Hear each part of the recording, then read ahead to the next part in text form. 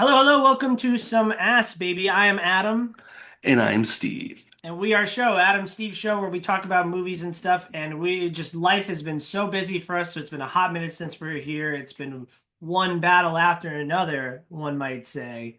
But we'll get to that in just a moment. We're going to go through, and some of these quicker ones we're going to rattle off real nice and quickly. But the bigger ones, more important ones, we'll delve into. But the Thursday Murder Club is actually the first movie that I wanted to see if you thumbs up, thumbs down, or do you have more to say about this one? I watched it with my parents, and it was kind of made for that exact audience. Older people that enjoy some of this true crime stuff, and it has commentary on true crime, which is cool, but it's like a in between. I'll give it the little bit of the edge of an up. I think what I gave it like a 3.5, 3. That's pretty much where I'm at. It's okay. It's not anything that special, but you gotta love Pierce Brosnan. He's still handsome as fuck, even though he's old. Same exact opinion. Mom, dad, Netflix movie, 3 out of 5. It was okay. I like some of the cast, and that was enough for me to enjoy myself enough. Yep. Moving on, we have A Big Bold Beautiful Journey. This is the Kogonada movie with Margot Robbie and Colin Farrell. I see you liked it a good bit, just like me. Yep, I'd give that one an up as well. If you're a fan of either actor, I think you're going to enjoy this one. I'm a huge Colin Farrell guy, and it's just a fun slice of life movie of people really just learning about each other. And it's just a really beautiful movie, as the title kind of says. Yeah, I had a really good time. I like the sense of humor that it has. It was Phoebe Waller-Bridges, was the like lady that was like kind of sending them on their journey. She was Yeah, really funny. No one saw this movie, which was a big shock to me. But I mean, it really helps me with my agenda that Margot Robbie's not an actual movie star. Like, don't get me wrong, she could headline a movie and whatnot, and she's great, and everyone knows her and likes her. But her name alone can't sell a ticket. She needs to be I attached to a agree. DC, attached to a Barbie. She's just not a box office draw, and obviously neither is Colin Farrell. But I felt this was a very airy movie, and I had a really good time like sitting in it and hanging out in this like mystical world that we're in, you know? Yeah, it's very dreamlike, but it's a lot of fun. If you're into that kind of thing, I would recommend checking it out. I'm happy we're both like we're so far same thing because I also went with a 4 out of 5 with a heart. Oh no, actually I think I went no heart. So I guess you are the official big bold beautiful journey guy of the podcast. I'll take it. All right, perfect. Moving on, we have him. This is the football movie with Wayans. Marlon Wayans is correct. Marlon Wayans, yes. How'd you feel about it? I am a big Marlon Wayans guy. The main character guy, he's fine. I think he was in I Know What You Did Last Summer earlier Tariq this year. Withers, yeah. Yeah. He's all right, but really this was Marlon Wayans' movie all the way. He played that character so well of being a guy who was very scorned with what he wasn't able to achieve, even though everyone kind of hyped him up to be this larger than life thing. Kind of like an Andrew Luck story, if I'm going to be honest, but I kind of had fun with this one. It wasn't a perfect movie. It didn't go to the lengths I was expecting, but it has a lot to say about the whole sports culture and everything. And being produced by Jordan Peele, I think it had a lot of expectations that it didn't necessarily meet, especially in the horror department. But overall, I think this one might get better love as it sits on home video. I came in with the opposite expectation. I don't like Marlon Wayans, and that's why I was excited for this movie, is because I was like, wow, it sounds like he's doing something kind of different. Like, obviously, he's going to bring his comedic element to the movie, but obviously, he has this like villainous intensity to this role that I'm really excited to see. And I thought he was all right in it. Tariq Weathers, I'm out on him. I do not like him at all. I really did not like the I Know You Did Last Summer requel. That was bad. And this is, I gave it a 3 out of 5. I thought it was all right. Like, as a football person as well, I did kind of enjoy what it was trying to say about the industry, but I do feel like it was pretty decently shallow and it wasn't as scary as I wanted it to be. And I wasn't too satisfied at the end. But 3 out of 5, like polite 3 out of 5, I think. But people hated Yeah, this, dude. exactly. That was one thing, like legitimately I remember about my screening is the movie was over. Like it was that whole ending scene, which you know the ending scene if you've seen it. But Or post credit. literally, people started getting killed, and as people are dying, The people are just walking out of the theater. Like the credits have not started rolling yet. They knew the movie was ending, but it's just like they didn't even care to even wait the extra 2 or 3 minutes that was left. I was surprised about how much people disliked it, but I get it. I mean, the movie is not subtle whatsoever. It's very much like, here's the message, and I'm just gonna keep fucking beating you over the head with it. But Mm. I like Marlon Wayans' performance in this one quite a bit. It gave me some Requiem for a Dream raw memories a little bit with his dramatic acting, but I am very curious to see where he goes from here. I hope he takes more dramatic roles instead of just. I like the slapstick comedy shit that he's done in the past, but I like it when comedic actors try things like Adam Sandler's done in the past too. Mm. Well, I will say I don't know exactly how high his stock is. I mean, I think Scary Yeah. Movie 6 is going to be a surprising success next year, but I know that he didn't get put in the best light during the media cycle for this movie, and then he just announced the Golden Globe nominations, and he mispronounced like a litany of names and was like, "Who cares?" And like, I understand the sentiment, but also like I don't know. I don't know if I would be itching to put him into a dramatic role or a non-comedic role or any really role going forward. It'll just be really up to whether or not Scream 6, Scary Movie 6 is the hit that they're boasting it should be. I'm hoping it's good, but they haven't had any involvement in that series since Scream 2, which the first two Screams are leagues above the others, but that's neither here nor there. But anyway, it's Moving on to fine. the next one. This is one first one we're going to slow down for a second because this is arguably the biggest and best movie of the year. We have, and again, I feel like we're going to feel exactly the same way. One battle after another. Yeah, man, I am notoriously not the hugest PTA fan. Was not a fan of Licorice Pizza very much. I like a lot of his older stuff, but this one might be my new favorite of his. It is so incredibly well made. For a movie that was put on the shelf, incredibly timed on his part for the whole political climate that we have going right now. And just so much about it just works for so many different reasons. But I mean, I haven't been the biggest fan of some of Leo's last couple roles. I think like he didn't really earn the Oscar that he won, but for this role, I would love to see him nominated just because it was so damn fucking funny. But yeah, this movie is incredible. The writing is great. The music had me hooked immediately. I loved like it almost felt like a spy-ish like thriller score to it, and I was engrossed in this movie from moment one. Sean Penn especially, holy shit, that character works. That cunt walk that he had going on, you know It's what I mean? so crazy. Like he basically embodied like Robert Kennedy Jr. I know, right? He looks just like RFK. Like that's the first thing that I thought as well. Yeah. It's funny that you say that you're notoriously not the biggest PTA guy. I'm also not really the biggest PTA guy. I did really love Licorice Pizza though, and I love The Master. I love Punch Drunk Love. I think Boogie Nights and There'll Be Blood are both great. I've not Um, seen There Will Be Blood still, but I hear Paul Dano sucks, so oh yeah, quick aside, real quick on that. So I think that no one else has really expressed this opinion. Who the fuck cares about what Quentin Tarantino has to say right no. now? Because I really don't. I Truly, really every don't. interview that he's ever been in that I've seen him, he's just a fucking asshole. Like, he's great at what he does. He can write movies and he can direct, but just shut the fuck up. Your opinions are usually shit. Well, I'm not even that. No, great. Give your opinion. That's awesome. I think it's really cool and interesting. Like when a filmmaker, like what, John Carpenter recently came out and said he hated The Substance. Now, I've recently come around on The Substance, but like I was like, that's great. Okay. Because when a director comes out and says, like Park Chan-wook and James Cameron both just came out and said that they love K-pop Demon Hunters. Now, I'm sure that they do, but how much of that is like, oh, I want to be nice and supportive of other things and, whatever. Like there's something to be gained by putting it out there that you like something. There is nothing to be gained by going out there and saying fuck Paul Dano and fuck The Substance. So therefore, And I Matthew feel Lillard like for it's some reason honest. too. It's just like, what did Matthew Yeah, Lillard do to you?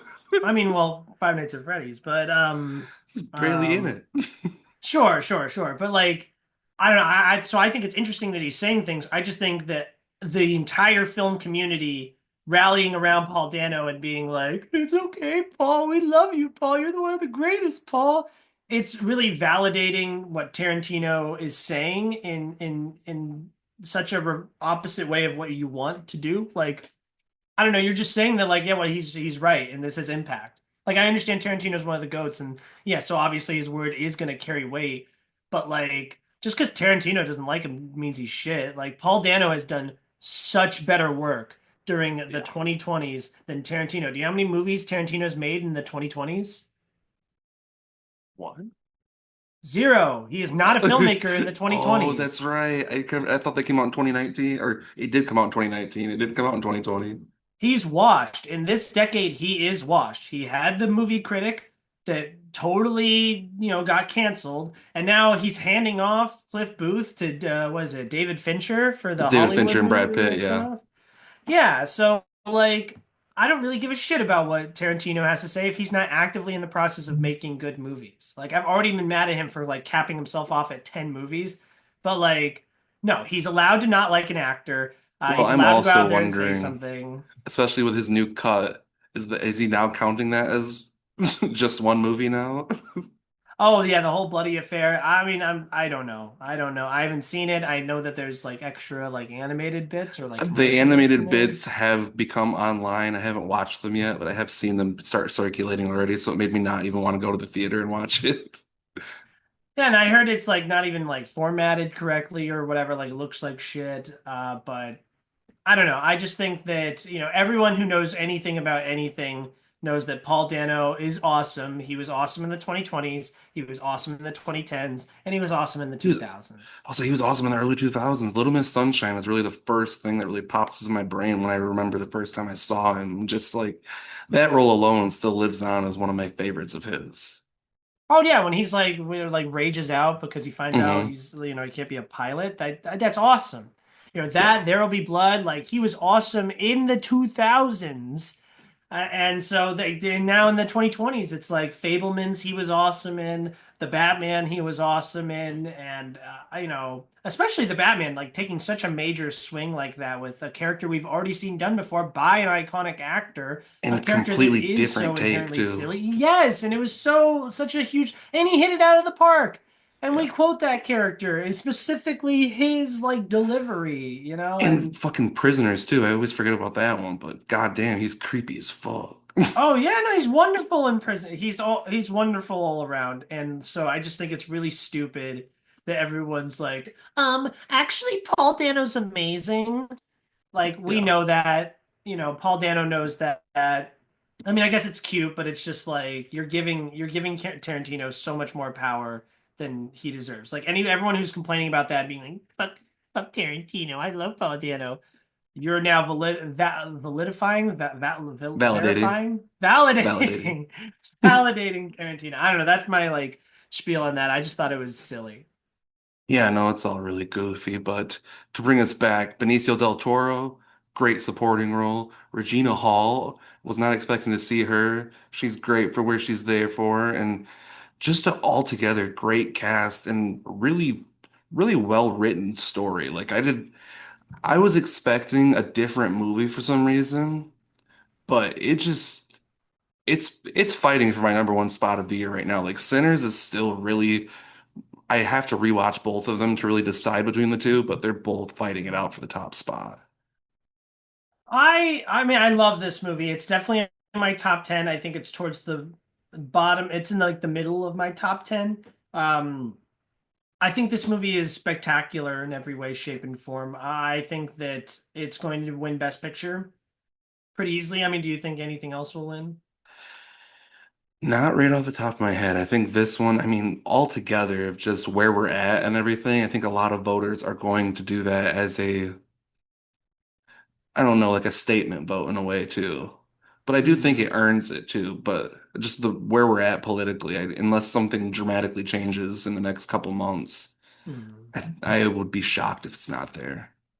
Well, I don't even necessarily think it's like a slam dunk as PTA's best movie ever, but this is kind of his like he's due. He's never won Yeah. before. I think he wins picture. I think he wins director. I mean, if Sean Baker got his big moment in the sun last year and he wins like four different Oscars, then come on, Paul Thomas Anderson also deserves that.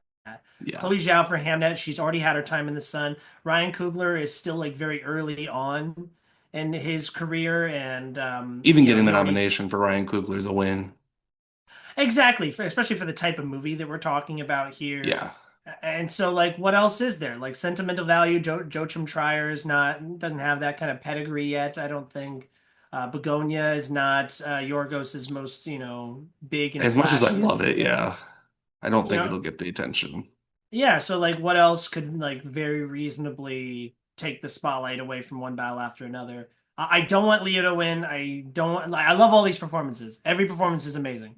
But I don't want like anyone except my vote would be Sean Penn for My supporting vote would be actor. supporting actor Sean Penn as well. I would I love to mean, see that win. Benicio's funny and the dance and the few small beers and Yeah, his character everything. is necessary, but it's not award winning, I don't think either. But he's fantastic. I think Teyana Taylor like steals the entire first 30 minutes of that movie. You Very know, true. I love it. I think that at its core, it's a father-daughter story, and it's funny because right around the time that I saw it, Lauren was going to shoot this big long like trip, like week-long trip. And I had just gotten back from Miami with Fawn, and she got this like, rash on her snout. And so she's fucked up, and I have to take care of her. And her mom is the one who knows more things. And so I'm freaking out and taking her to the vet. I'm crying on the floor at the vet because my dog's fucked up and I don't know what to do about it. And that's how that I related so heavily with Leo's character in this movie. Just the scene where he's like, I don't know how to braid her hair. Like, it's so fucking sad, man.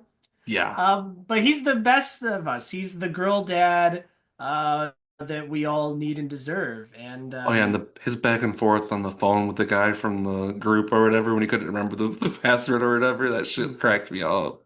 oh yeah, Leo's decided now in the 2020s at least, well, 2019 as well. He's like, I'm gonna really lean into playing this like these idiots. Like besides the Don't Look Up guy who's like a social idiot. I mean, he was Yeah. like a brilliant scientist, but like, what's his name in the Once Upon a Time in Hollywood? He's an idiot. Oh yeah. It's You not know, Cliff Booth, is it? It's the other one. it's the other one, Dalton, Yeah. Rick Dalton. Rick Dalton. And then Killers of the Flower Moon, he's an idiot. Yeah, And he has then no this shit. guy is also an idiot. Like, I mean, it does, I will say, positive stoner representation in this movie. Like, there's another Hell yeah. movie coming up here that I feel like as a resident stoner, it is interesting seeing how movies, like what light that movies portray weed in. And this is a positive, I would say. Whereas something like, do you know what movie I'm going to talk about later on that does not portray weed nicely? Trying to remember, but it's not popping up right now. Well, we'll see. But We'll get there. yeah. So I don't know, a stoner girl dad. That is so. And then the outfit, the flannel like The robe with easiest the Halloween glasses. costume, Oh but I yeah, love but the it. best. Like we Yeah. did K-pop Demon Hunters. So I was Genu and she was Rumi, and then the dog was the bird. But if I didn't do that, like if I was a single guy, I would have totally just done one battle after another. Yeah, it's perfect. Yeah, echo everything you said. Great movie. 5 out of 5. Also, you brought up like how it's like really timely, like politically. A lot of people are like, calling it this super liberal movie, and I understand. The white supremacist right wing people are the evil, Dude, there empire. was there was a guy in my theater that was very much on Sean Penn's side throughout it, and it was very making me uncomfortable. Oh Like he was gosh. like laughing during like some of the interrogation scenes when he was saying stuff, and I'm just like, what are you doing here? You're not supposed to be here. I mean, I This movie's love not for Sean you. Penn, but not in a way. I don't support Sean Penn. I Yeah, hate no, not Sean not that Penn. way. But I just think that like I don't understand how someone could watch this movie and go like, you know what? I want to join the revolution. I want to, Yeah. like this sounds like fun. Like, no, this is miserable. It makes me want to stay out of politics completely because obviously I don't want to be one of the evil Christmas right-wing people, but I also don't want to like ruin my entire life by, Yeah, live life standing looking up over your for shoulder all the time too, because people are coming for you. yeah, for what's right, sure, but like I'm the type of person like you'll never see me at a protest, like ever. Yeah.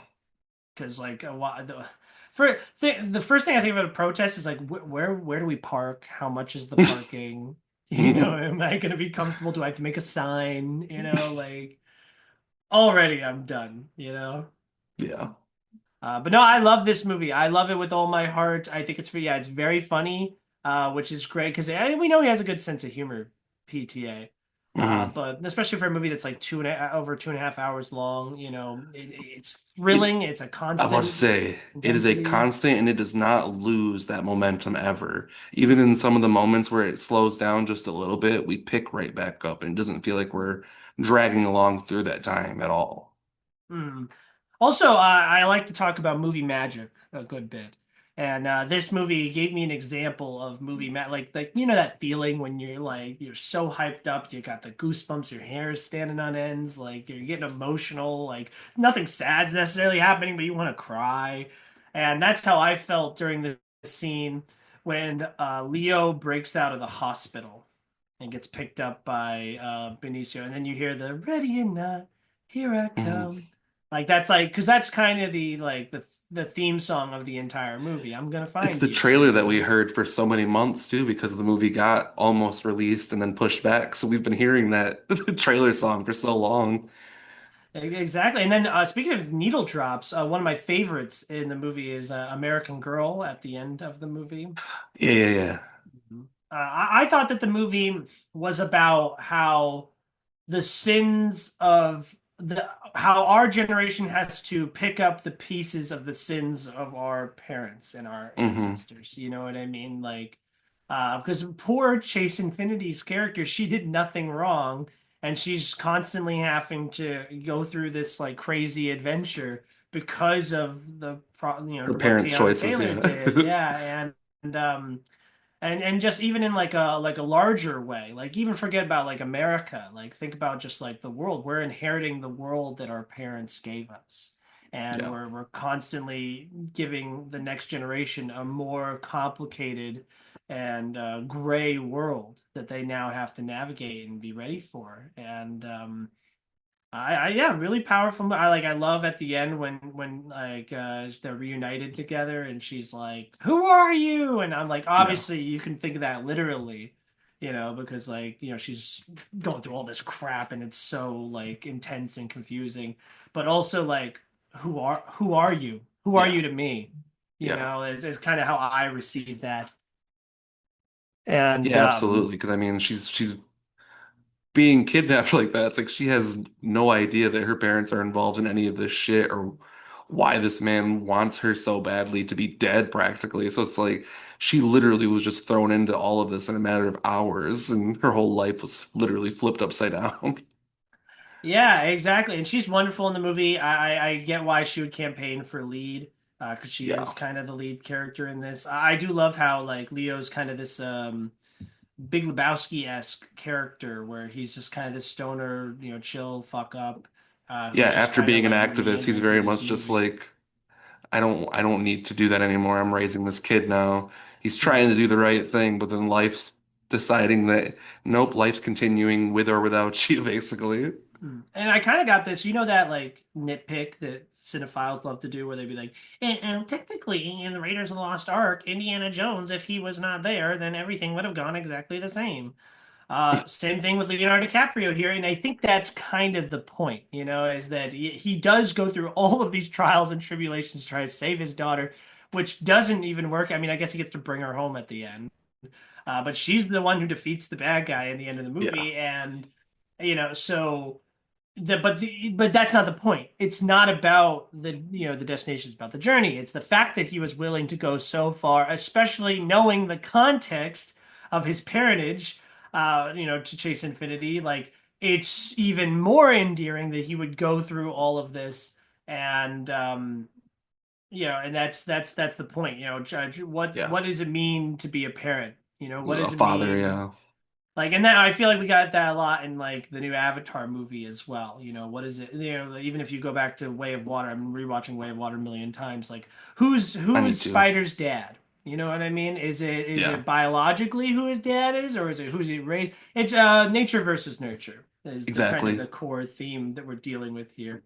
I could gush Yep. about this all day. 5 out of 5. It's one of the best movies of the year, dude. What are we It's talking about? incredible. Yep. Now let's go into the movie that I watched after that. That same fucking day. One of the worst movies Ew. that's come out this year. Yeah. I gave Ew. it 2 stars because I was being generous because I enjoyed my time in the theater more than the movie itself. The movie's a 1 star movie. The movie's dog shit. It's Strangers Chapter 2. I'm interested still to see how the fuck they end this trilogy, if I'm being honest, but I'm happy it's coming out in February, so I don't have to wait all the fucking year to find out because this is very much like the most in between movie in a trilogy ever fucking made, where literally the story here's the beginning and the end, and here's where we are right when the movie starts. We get to Hmm. maybe the middle of the fucking story. Like we moved like 6 inches. The movie barely fucking anything happens other than, oh, her boyfriend died in the last movie. She's in the hospital, and now she has to break out of the hospital, like in Halloween 2. Yeah, I was gonna And say then Halloween too. Yeah. we do the whole Halloween 2 thing, and then we break out and we do other horror movie stuff, and we find JD Vance, and he's acting like a creepy guy. Yeah, it's the same Hmm. kid that played JD Vance in Hillbilly Elegy or whatever. So whenever I see Oh, him, I didn't even that's who notice he that. is. Yeah, he's also in House of Dynamite, which we'll get to here in a minute. But he's not the greatest actor, and this movie's just poop. I mean, some of the horrors, the actual stuff with the strangers killing or attempting to, decent moments of tension, but other than that, nothing about this movie's that good at all. Hmm. Everything you said exactly, just 10 times harsher. 0 stars. This is Yeah. one of the worst movies of the year. This is one of the worst trilogies of all time already. The explanation for why the strangers are doing what they're doing is one of the stupidest things I've ever seen in my life. It makes me so I sad because Rennie Harlan directed the fourth Nightmare on Elm Street movie, which I like, and he directed the second Die Hard movie, which is actually a pretty good Christmas movie as well. But it's just like he has fallen so hard in today's world that it just makes me very, very sad. Yeah, no, this is all dog shit. Like, I like the pig, the CGI pig. Yeah, that was Um, funny. Like there are moments in this movie where that's why I had to give it 2 stars because I was genuinely laughing so fucking hard. I was in the theater with maybe 2 or 3 other people. They were not laughing. I don't think they enjoyed themselves, but me, I was pretty stoned and I was just fucking having a good time. yeah, I did it in the middle of a shift and I was mad. And I think I got up during it, went to the bathroom. I think this is one of those where I like tried to fall asleep in the theater. I think I did get asleep for a good minute. And then I I think think that's there's pretty another easy to one do. where I do, you ever get up and get into the like the hallway of the auditorium so you can still Yeah, see it, but like no one can see you because there's that big check your wall phone. there. Yeah. Yeah, and I'll go on my phone for a good 5 to 10 minutes, and that's way more interesting than what's on the big screen. You know what I mean? Yep. Yep, it's definitely one of Uh, those movies. Don't go see it. Don't watch it. I mean, if you're gonna watch it, just know that you're gonna watch the worst movie of everything in that series, which is saying a lot. oh yeah, dog shit. Honey, don't.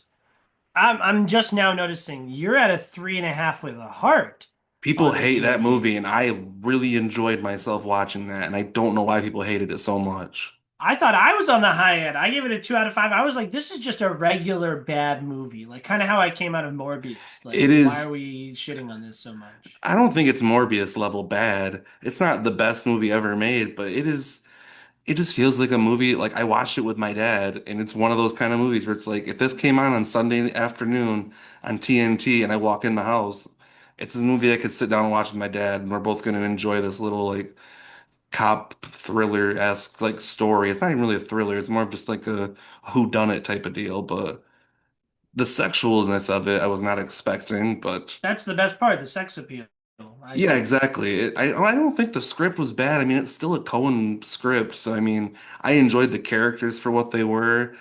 I enjoyed that it wasn't just like what the fuck is her name? The main girl, like basically just being hot all the time. She very much played like a a gruff, almost like a Jodie Foster-esque detective in a way.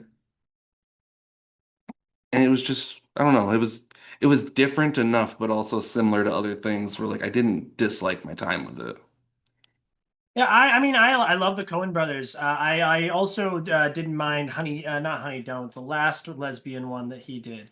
I think also had Margaret Qualley. No, no, no, no, no. It's got that other girl in it. The two Can't lesbian remember. girls. I don't and think I they're like in watched some it. kind of crime thing going on. Oh, I Oh know what you're talking boy, about now. It has oh God. I'm such a goofball. I did not see Drive it, but I Away know. Dolls. Yeah, I was about to say I did not see it, but I know about it. I think there's some whole thing about how Ethan Cohen, because there's Joel and Ethan Cohen, and Yeah. Joel, I think he's the one who did the black and white Shakespeare one, Tragedy of Macbeth. Is that correct? Yeah, I think so. And then this is he's doing like this lesbian trilogy with his wife, who Yeah, I was everyone about I to say guess low-key thinks she's a lesbian. that's what the rumors have been, yes. I think Which she might be sure. bisexual, actually. I'm not 100% sure. I think she has come out and said that she's bisexual. Yeah, it's funny. I was thinking a lot about lesbians today, because This is a I'm funny fucking statement. well, no, I was because I'm in Target today. I'm picking up like a Christmas present that I ordered, and I see this. I'm waiting around, and I see this lesbian couple, and like I'm like a dude, you know what I mean? And I look like a dude, I like look like your stereotypical straight dude. And so I've just noticed, especially like at my job, like lesbian couples love to like. Maybe this is me. Maybe I'm just entirely making this up, but whenever I see a lesbian couple out and about, they love to give me this look like, yeah, that's right. I mean, you are in Florida, so I mean, And I'm just like, okay, like I'm not against it at they're all. fighting for their lives And down like there. I'm in a relationship, so it's not like I'm like, you took one from me. But I get that vibe where they're like, yeah, nuh-uh, not this one. She's mine. And I'm like, okay, you can have it. It's okay. Oh, that's awesome. That's off base, but I support No. lesbians, and that's fine. But there does seem to be, because I get that in this movie, there seems to be this core like thing of lesbianism that's like anti-man. The entire world is pushing you towards like heteronormativity, with all the Well, yeah, and Republican strict laws. the whole time she's literally getting sexually harassed by Charlie Day. Keep wanting to take her on a date and shit. She's like, nah, fuck off. I mean, he's just talking to her. He's not like abusing her or assaulting her And or yeah. anything. But like, I don't know. There's just, but yeah, that exact character plotline, like, it seems to be like a flex for her, like for this movie. That it's like, yeah, sorry, men. Like, sorry, world. I know the world wants me to be with a man, but I don't want to be with a man. I want to be with a woman, and fuck the world and fuck men. And I don't know, maybe I'm off base. I'm sure that there's an element of that for lesbians that's out there, and that's great. Good for them if that's what makes them happy. I don't hate this movie. 2 out of 5. No, It's it's a like not fun very movie. good, but I like I enjoyed don't it. I know. think Chris Evans' character, I like seeing him as a bad guy. So whenever he gets to do something like that, it's fun. He missed the premiere because he went to his mom's birthday. I think that was pretty badass. Yeah, that's great. Good for him. I mean, he's washed in this decade. I've been like on my crusade lately, because it started with I said that Scarlett Johansson You don't think he was in the good in Knives 2020s Out? is washed. Oh, he's Well, not that was 2020s. 2019. You know what I mean? Dang. Like ever since the 2020s, and like maybe rightfully so. There was a pandemic and whatnot, but It doesn't feel like we're in like 2020s doesn't seem like we're that deep in, but we are about to end 2025, so we're literally halfway through. But like even god if you damn it. take out 2020, that's 5 full years of cinema. Yeah. So like half of a decade. I think I'm allowed to be like, oh, this person, Tarantino's washed now. Chris Evans is washed now. And that doesn't mean they can't do good stuff. Like I like The Materialist, with him in it. But just the quality of work that he was turning in the 2010s compared to the, quality work in the 2020s, I just think is like night and day. Yeah, I'd like to see some redemptions for sure. But moving on from that, I watched Bone Lake, saw that as a I went and met my buddy up at an AMC, so it was one of those AMC early screening movies, and it was fine. It's very much like also sexual but horror movie, but not even that much. Like there's a few solid kills in it, but I gave it a 3.5. It's same with Honey Don't. They're probably closer to threes, maybe even lower than that, because they've not really been on my radar that much since I've watched it. But Bone Lake was fine. Is it like if you're down for like I think the whole thing is like both these couples get they both renting out this like Airbnb thing, and then they start to realize that maybe not everybody's telling the truth to each other and whatnot, but they're also getting kind of being like trying to one couple's trying to turn the other couple against each other and sexual things start happening and it's the story is very weird, but if you're down, you're down. I don't know if I'd recommend it to you personally. I don't know if it would be your bag because it's very much of stupid horror movie. I was And interested it's in it based off the concept. It was in a time where there was so much out, and then this is not making yeah, any it's very money, much so it's one like, that's just like if you catch it, you catch it. It's nothing that's special, but definitely mm, a 2.5 to a 3, honestly. I think I gave it a little extra just because I was with my buddy and I enjoy seeing movies with other people. So I think the mm. experience played a factor in that one, but it's fine. Okay. Well, I still want to watch it. I still watch it. I'm curious to hear your opinion. I love hearing opinions, no matter, even though I razz you sometimes on your reviews, doesn't mean I'm angry or anything. Oh no, I know. And then you gave Anemone a similar rating, but with no heart. So you like Bone Lake more Yeah, than Anemone? Anemone, I anemone. I think Bone Lake had my attention more, but Anemone is a better made movie. I mean, for Wasn't it what just a it's nepo worth, baby thing? very much a Nepo Baby thing. It was cool it was very visually like it reminded me very much of The Lighthouse in a lot of ways. Because it's very much it's two brothers that are reconnecting. I don't know if it's over tragedy or not. I can't remember if like a parent died or something, but it's just a movie kind of about like family and reconnection and it's I don't even know how to explain it because it's not even I thought I was really hoping it would be more like Lighthouse and getting like weird and creepy, but it never really gets to that area. It's more of just like a drama that's a little bit creepy and a little bit weird, and you can't really it's hard to even put a label on it. It's just an interesting movie. Did you not ever Well, I have a catch it when it was screener in for it, so theaters? I can check it out now at home. But no, I'd missed it. Yeah, it's something. I was happy to watch it in a theater, but it's not anything to run out to. And then this should be a bigger one here. I think we're in the same area. I think 4 stars without a heart, 4 stars with a heart. The Smashing Machine. Now, this is your department, 100%. You are definitely more of the well, you're more into the wrestling than you are like going through Um, UFC. both, but yes, I'm definitely more into wrestling, but I, especially my older brother was a little bit older than me, and he was very much at the age of the UFC becoming an organization.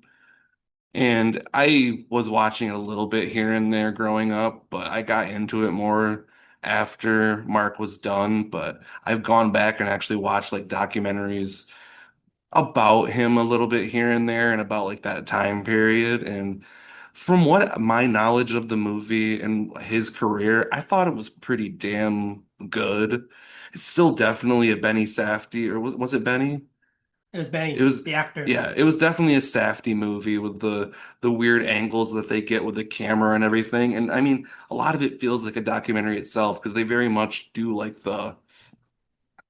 there'll be like something in front of the camera a little bit on an angle, and it'll be like so it's not like a dead on like a regular movie. It's more of like, oh, you're kind of like almost peeking in at him at times and very much seeing like the behind the scenes of this man who in the public eye, he always wanted to be, oh, I'm this kind guy. I'm just here to make money and everything. But the struggles that he went through behind the scenes, mentally and physically, were just insane. And I think this is honestly Dwayne Johnson's best role ever when it comes to just the dramatic lengths he had to go to for different things. And I really hope that he does better roles because I'm not saying this will be like his best role ever, but the amount of acting he actually had to do versus just showing up being The Rock, I really respected him for what he got out of it. And I guess that speaks a lot to Benny and his directing too. I really liked it. I thought that his performances, I was really looking forward to it for a similar reason that I was looking forward to Marlon Wayans and him. Like, this is not a guy who actually tries to act sometimes. So Yeah. this is like a very different thing. Like, obviously, softball pitch, mind you. Like, I don't think he should win Yeah. an Oscar or anything. You Yeah, he played a gets wrestler, like, or a fighter. Cool. yeah. How did you do that? You know what I mean? Yeah, and that's part of it where it's like, yeah, I really hope he goes even further out of the box, but this is the furthest he's kind of gone because a lot of times you hire The Rock for The Rock. I mean, if you paid, I mean, all the Fast and Furious movies, fucking what was that garbage ass fucking Black Adam that he made? I mean, he very much just plays I'm big, I'm cool, Rampage. I mean, the list goes on. San Andreas might be the only thing where he like actually had to go a little bit deeper and get a little bit more emotional because his daughter was dying and whatnot a couple times. Well, I just think that I mean obviously the prosthetics go a long way, but my Yeah. favorite part about this performance from him is that Zootopia's out. So this is kind of how I'm gonna use this example. So imagine, you know how they have the mice town? It's like this small little mice town. Um, Imagine an elephant walking through mice town. And that's what, but he's so polite about it. Like Yeah. he's so soft. He's like, "Oh, excuse me. Oh, I'm so sorry. Oh, please, please." Like he's so cute in this movie, Yeah. which is not what you would think when you see The Smashing Machine starring Dwayne The Where Rock Johnson, where you in know? reality too, like they show a little bit of the clip of the guy at the end, but he is really like that too, Mark Coleman. Oh, Like I love that clip. he's just That's a perfect. giant fucking teddy bear, but he's also just has that streak in him where he can be a deadly son of a bitch. Oh yeah. I love by the way, awesome decision. More movies need to end like that. He just puts his card away, just hi guys. I'm just a guy. Yeah, just Thanks get for into his watching my fucking pickup movie. truck. I Yeah. honestly, the more I've sat on this movie, the more that I like it. It's definitely one I could see myself buying on Blu-ray and being favorable towards. I mean, I don't want to win anything, but I do support it, and I'm happy that The Rock. Like, I'm sorry, The Rock, but you do not get to win right out the box. I understand that you watched Uncut Gems and was like, I could do what Adam Sandler did, I'm about to but say he if he also could be didn't like get nominated. nominated, if he was nominated for like smaller stuff, like even an Emmy, I would be okay with that. I don't think it was Oscar worthy whatsoever to even get a nomination, but to Hmm. get some type of recognition for this role, I think he deserves it. And even Emily Blunt, I think she did fantastic opposite him too. And yeah, I mean, even his coach, or actually the other guy he was fighting with a lot of times, Ryan Bader, Yeah, isn't who's that a real guy? who's he's yeah, I mean, he legitimately is a UFC champion. I think he got a championship, but he was just I grew up watching that man fighting all the time. To see him be in this movie with all of these actors and didn't feel like he was just like I'm just an athlete showing up for a cameo role. He was significantly there and he had some emotional moments in there too, where it's like he could be in other stuff if he really wants to. I mean, it wasn't anything award worthy whatsoever either, but for a guy that's literally just an athlete to show up like that, hats off especially. Oh yeah, both the him and Emily Blunt I thought were very good. And this honestly the how much I light up talking about it, I'm realizing maybe it deserved that heart. Maybe it was a four and a heart. But It, let's hope that this snowballs into more for The Rock. I mean, it's gonna look bad right out the box because it's like you just did the Smashing Machine and now you're in Moana and Zootopia, not yeah, it Zootopia, sucks. Jumanji 4. Like what? Yeah. I'm hopeful, but yeah, it's definitely it'll depend on those performances probably more than anything, unfortunately, because this movie did not make shit, even though I encourage everyone to support this movie in any way you can, whether it's buying it digitally or whatever, just because like they deserve the amount of money. They deserve something because I feel like Adam and I are the only ones that actually watched it, it seems like. Oh So yeah. Oh yeah, it if you was have dead. It was very dead at the box office. And oh, by the way, I've been lucky enough. I actually at this point it was a couple weeks ago. I got to see Marty Supreme, and I'll tell you I'm what, jealous. man. I can confidently tell you I know who the superior Safdie brother is. I'm excited for that one. I don't really know jack shit about the story at all, or the honestly Marty whatsoever, but I can just tell by the trailers and everything that it just seems like a really well-made movie. Buckle up. It's awesome. It's one of the best of the year. But anything else about that before we moved on? Nah, like I said, go watch it. I'm seeing Good Boy on this list here. Hmm. I really appreciated the indie spirit. As someone with a dog, I thought, cute dog, and like, oh, how Yeah. impressive you were able to do this with a dog. That being said, and I think it's a good 3 out of 5, but I think that the after credits behind the scenes about the dog is better than the whole movie. That I think is what really made my score as high as it is, because I would agree everything you said. It's probably closer to a three to maybe I may even give it like a 3.5, really. But the end thing of just seeing the guy and what he did with his dog and everything, it just gives you that fucking boost of energy. It's like if he can do this, maybe I can do something similar to like the what was it? One of the movies I talked about a few months back, but there was a movie where they actually showed the behind the scenes too afterwards, and it was just like one guy shooting all of it all by himself. And it was Hmm. just like when you see those kind of things, it's just like it gives you that being like, especially with us being former film students and everything, it gives you that little itch of like, if he's can do it, why can't I do it? I should start working on something. And it just gets that juices in your head, even though I still haven't done it. But just Hmm. seeing him interact with his dog and everything, and to be able to actually accomplish everything that he did, it was pretty remarkable. Like from a filmmaking standpoint, to get a dog to hit their cue and everything like that, and be able to look and not like I know with experience with all the dogs I've had growing up, none of my fucking dogs could ever do anything like this. They're not well trained enough. They would never be able to actually sit still and hit the marks that they need to, which I mean a lot of the clips in there too, you kind of see that the editing helped out a lot, but Hmm. it was a really fun movie and it was a cool idea and it could have been definitely been a lot crazier, but as bare bones as it is, it's a pretty cool project.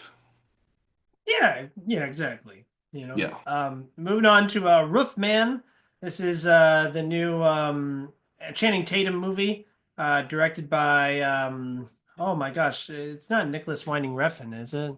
No, let's see, I got it right here. Derek Cianfrance, similar type of guy for me. But yeah, this is Oh, not Blue like a Derek Valentine guy. Cianfrance type of movie. What Place the Beyond the fuck? Pines.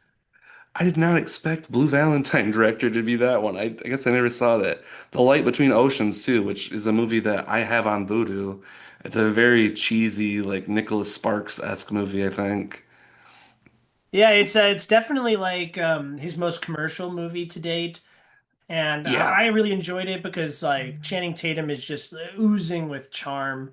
Kirsten Dunst I think is good in this as well one of her more likable performances as of late, and she's doing really well. For herself, Civil War was a pretty decent hit. Even though I wasn't crazy about it, I like this a lot more. same, And I like same. seeing Francis' other work more. Like obviously, I like Blue Yeah, Valentine and Blue Place Beyond the Valentine. Pines more. I haven't seen Place Beyond the Pines yet, but Oh, you'd really like, I haven't seen The Light Between Oceans, so that's one I gotta catch up on. But no, this is really sweet.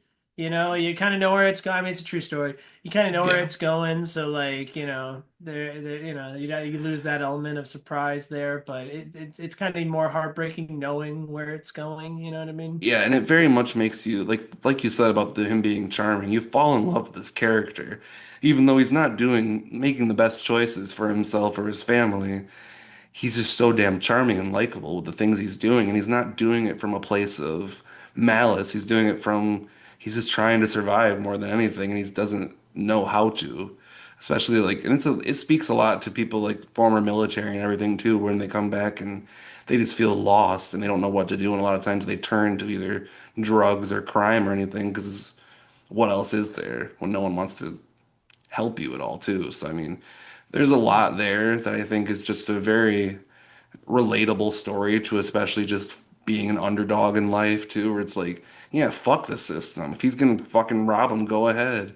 And shit like that. So Hmm. like you almost get that side of it, but then he with the character of Kirsten Dunst being such a godly woman and everything and just the battle of her internal battle of finding out about him and shit. It's just it makes for a very fun movie. Like you said, it's a true story, so you know the whole time kind of where we're going, but the journey is the most fun. Yeah, and when he's charming up the ladies at the club meeting that they had, Hmm. the singles club. This movie like is carried by Channing Tatum. It would be a completely different movie if it was someone else. Like Anyone like else, sure it'd be a literally. similar thing, but like Channing Tatum, it brings his specific like broy, like nice guy, like sweet. He's such a likable character here, even though he's Hmm. like a criminal. But yeah, anything else about that one before we move on? Peter Dinklage is fun in it too. That's about the only other thing that really pops into my brain right away. The little midget guy getting mad about Yeah. the M&Ms. Yeah, yeah, that's such a funny little thing to notice too. The next one I'm seeing on here is the movie that I was referring to when I said that it's bad press for stoners. Oh, I get it now. Black Phone 2. I was watching that and I was like, all right, as if weed's the problem here, you Yeah, know?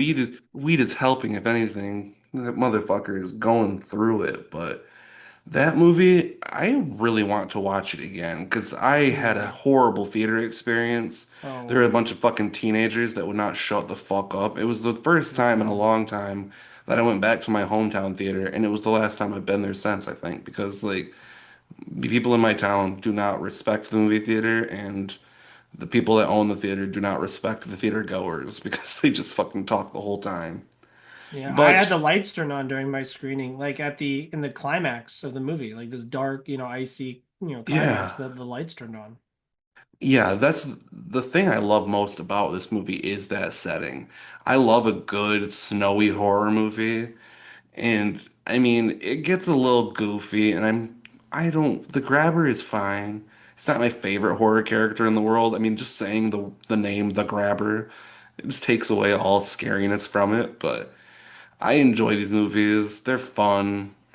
It's This funny that one, you say that because that kind of reminds me of the other major Scott Derrickson franchise where I think that the killer has a pretty goofy name, Bughuul from as Sinister. much as I like, I think it's C. Robert Cargill or whatever as a writer. His names are fucking ass when it comes to naming stuff. I haven't read any of his books before, but yeah, his characters are he's 0 for 2 in those. Hmm. But overall, I enjoyed the movie. It was a good like representation, like the stoner representation, the horrible, but showing all of the trauma and the ways that he and his sister are both dealing with it was cool ways of going about it. And even though it was kind of awkward at times, I had a good time with it. I thought it was okay. I thought that the reason why I liked the first movie, which I went back and rewatched it, and still 4 to 5, nice little heart, good little horror movie, good little original concept. But I like watching Ethan Hawke act. Yeah. Excuse me. And here we don't get as much of that. Like he has very sparse conversations with Finney over the phone, and that's great. Like how they showed like Finney's in the phone booth, and then you see the kids and the grabber. Like all that was like really great. But it kind of had this like Nightmare on Elm Street aspect to the movie where he's like in their dreams and he could affect things in the real world, but not really sometimes, Yeah. and only certain people could see that, him or whatever. And we really shift focus over from Finney to his little sister here and her powers and everything. And I just think that, and I agree with you. The best part is the setting. I think that makes it visually just. I don't know why this isn't set during Christmas, because like Yeah. people love to sit there and build that catalog of Christmas horror movies. Like because it's a real great like not counterculture, but like counter programming during the month of December when you constantly have these like super sweet, warm movies, but you Yeah, have Hallmark is your one of the highest like grossing things around this time of year, so there's the opposite culture, exactly, yeah. yeah, but you want your Krampuses, your Black Christmases, stuff like Santa that, Slay. Violent Night, you know what I mean, to like, offset some of those things. So I just think that that was a huge missed opportunity. But there's that, and then that's really it for me. I thought it was a pretty underwhelming Yeah, no, movie. I 3 out of 5. I'll never think about it I can again. totally understand. That was the one thing I didn't like about it the most. Is just like if you can explain to me how the grabber has all these supernatural powers, then cool. But the fact that we now possibly have to wait for a third movie to really understand that and the little girl's powers, like there's obviously stuff here from the mother and like lineage wise, but we're being spoon-fed stuff that is kind of like if you're not on board, you're gonna jump off right now because if you're not gonna explain it to me and you're just gonna leave it open-ended like that, well, fuck you then. You think I'm stupid. Well, it also makes me mad because it's like Scott Derrickson left the Multiverse of Madness, and like for why? You know what I mean? What what Yeah, what did he do instead? Is that this is what we were missing out on Multiverse of Madness? I don't know. It was okay. I'm It was okay with that though okay. because we got a better movie probably with Multiverse of Madness with Sam Raimi at the helm. So I agree. I'm a big Multiverse of Madness defender. Anything else about Black Phone 2 before we move on? Very much just fine, yeah. If you like the first one, you'll probably get a good kick out of this one, but it's not gonna buy you if you didn't like the first one. Mm. Will I receive anything from sitting down to watch Gabby's Dollhouse? No. Okay, We can just moving on. we can just Oh, leave that right there. Yeah. That was my niece no. Millie, who is autistic, absolutely loves Gabby's Dollhouse, the TV show on Netflix. So Hmm. it was very much for her. It's a cute enough movie, but especially if you have no ties to Gabby whatsoever. This movie is literally about her like I think she goes to like hang out with her grandmother or something and like loses one of her toy cats. And she goes on an adventure to try to find a toy cat and shit. And Doesn't she Kristen lose the Wiig, dollhouse and Kristen Wiig wants the dollhouse? I think it's something like that. Like she like loses a toy and then Kristen Wiig like yeah, wants the dollhouse and like takes it and then she tries to go on a journey to get him back and shit. And yeah, it is Kristen Wiig is having a great time. And I think that's even what I might have wrote in my fucking review too. It's like Kristen Wiig's having a good time. She's laughing, she's saying silly shit. If you're not a fan of Kristen Wiig, don't fucking watch it because she is very Hmm. much just her goofy character that she plays in a lot of different things. Overly Hmm. silly. She's playing against a child, so she's not going to be vulgar in any way. And it's just very much like if you're a fan of this, it's made for you. If you're not like similar to Five Nights at Freddy's, honestly. If you're a fan of the franchise, good. If you're not, don't come in because it's not for you. I bet I would like this more than Five Nights at Freddy's I 2. don't think so, but maybe. Moving on, we have, oh, pretty decent big franchise film here. I saw you watched all three Tron movies, and Tron Ares, you have what? Why? Tron Legacy Explain. sucks, bruh. Tron Legacy does kind of stink, but like that's the one that people like. Why? You were Yeah, no, very high on this movie. Tron Sell Ares is me. fucking awesome, dude. I had so much fun in that movie. 90% of it's probably the music, but I just thought the visuals were awesome.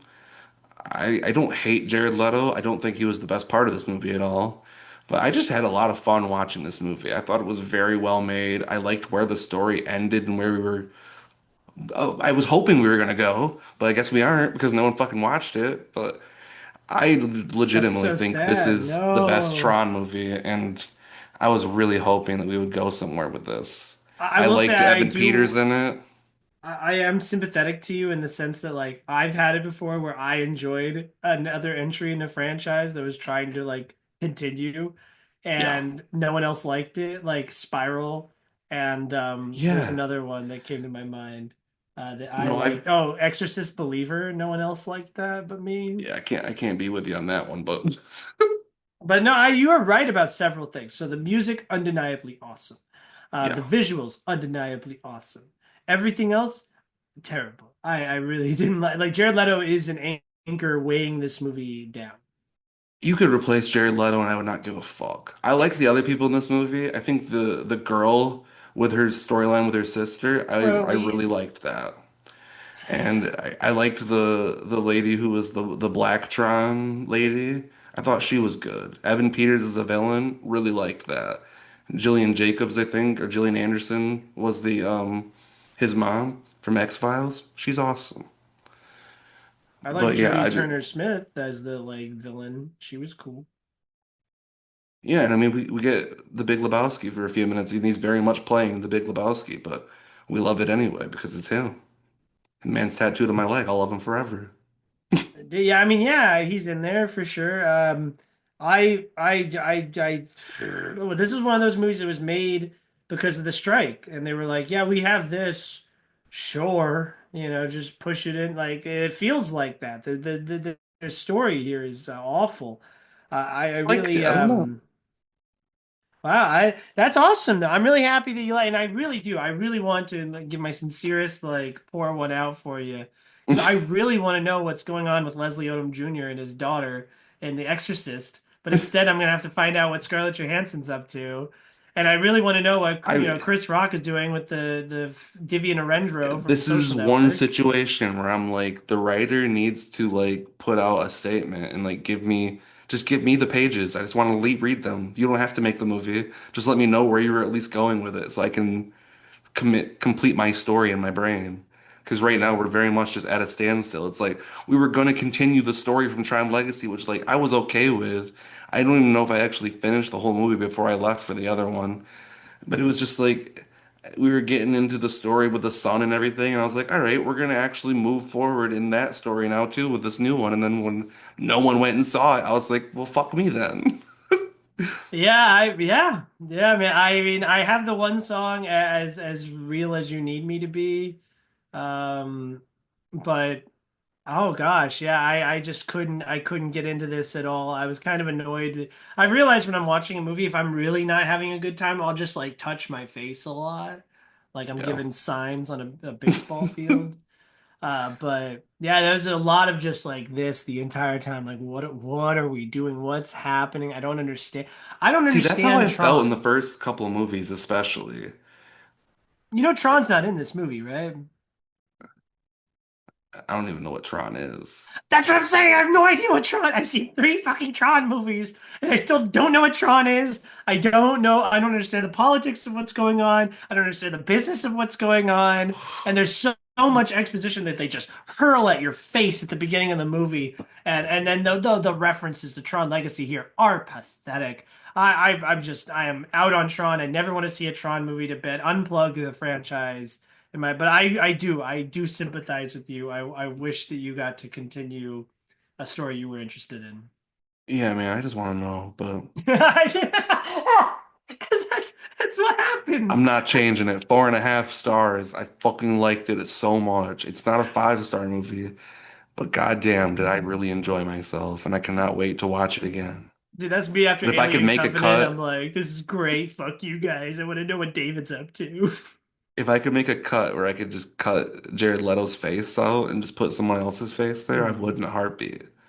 And like, I understand he's supposed to be playing an awkward robot because he's a I mean, robot, this but is the best like, acting he's done in a long time because he is an aqua robot. no, I like Jared Leto when he tries to do something like that's why Morbius, I was like, he's just kind of playing it straight. But like House of Gucci is one of my favorite performances of the decade, and it's Dude, because I he is mean, swinging so hard. he started off really well with fucking Requiem for a Dream and stuff like that too. Like he legitimately can act. He Yeah, just does shit. He's just a weird fucking guy in general. he is. Yeah, that's why it's like shocking that he would lead this. Apparently, he's one of the only reasons they made this movie is he was a producer on it. But no, Disney. I'm so happy that you were so big into this. I was so shocked seeing that you put it that high. Wow. No, I Yeah, support especially you. not being a big Tron person. I really enjoyed it. That's awesome. That's really awesome. Uh, Good Fortune, I thought was It was like fine. it was fine. I don't know. It's kind of weird when like a rich celebrity is like, you know I how almost want to hard it revert is my when you're heart. trying to DoorDash and you just want to like not live in your car anymore. And it's like, I don't know, Aziz, do you know anything about that? Yeah, You exactly. know? It has the right idea, but it doesn't, it feels hollow. Because it's just like, Yeah. especially at the beginning, because it's like, oh, your life actually just gets way better when you have money. And it was just like kind of proof of that. Because like the emotional stuff, it's like, yeah, I don't fucking care. I'd rather have money. I don't want to live like this. I already live like that. Yeah, Keanu's cute, Keke Palmer's super cute, and Seth Rogen is like, not playing the exact same character he always plays, so that was fine. The most person that's playing the same character is fucking Aziz himself. He's playing the same character he's played in almost every movie of being like, I'm a down on my luck Indian guy. And I'm gonna say a Yeah. bunch of stuff that's mildly racist about myself to be self-deprecating. But then I'm the Mhm. good guy after all because I learned a lesson. Like that was him in a lot of other movies that he's been into, like 30 Minutes or Less and a couple other ones. It's like I get Mhm. it. And I mean, he's also one of the motherfuckers that went to fucking Riyadh and performed comedy, so he's also a bitch for that too. Yeah. I like him generally. He was really great in Parks and Rec, but this feels Yeah. like his like Judd Apatow movie, where it's like I'm gonna make a movie, but like If about me, where Keanu I Reeves was basically have to not play in this me. movie, I don't think it would have had the amount of eyes it had, nor would I have really liked it as much either. Like his character made this movie as funny as it was. Seth Rogen was funny for what he was doing. Aziz, a lot of his jokes just weren't that funny to me. Keke Palmer, honestly, her whole plot line I enjoyed the most of being like a person who's trying to actually make a difference and trying to fight for unions even when all the people she works for are fucking ass.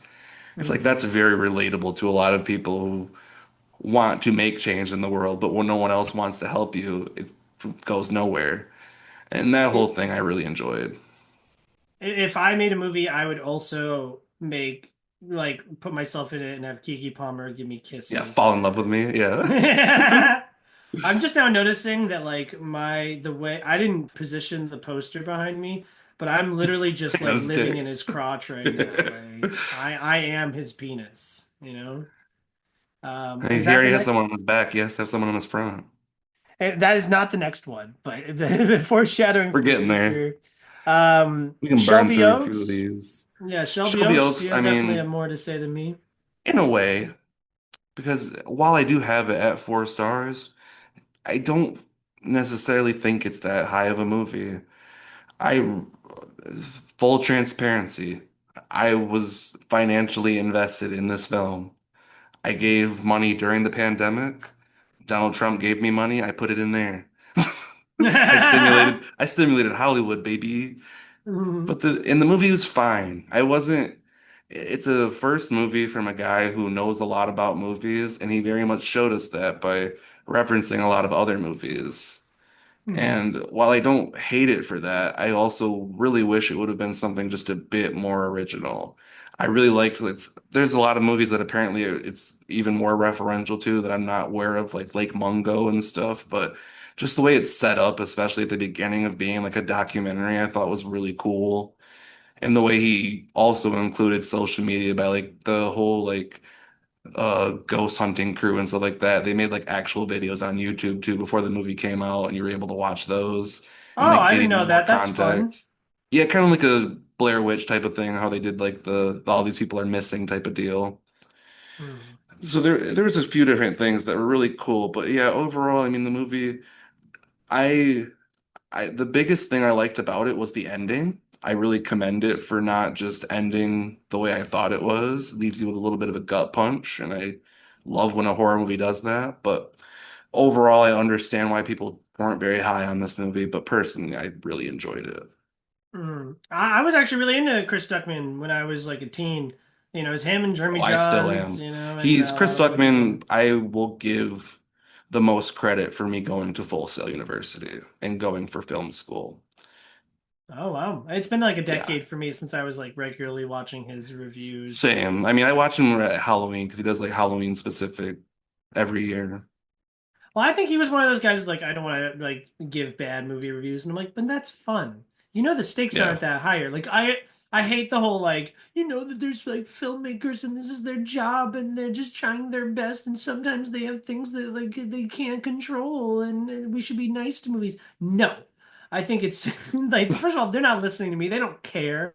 I am in All the right, middle Chris range Stuckman, of if you that. if you're, if you're mad at me, let me know, and I will never be mean to another movie ever again. But no, Chris Stuckman will never talk to me ever, and that's fine.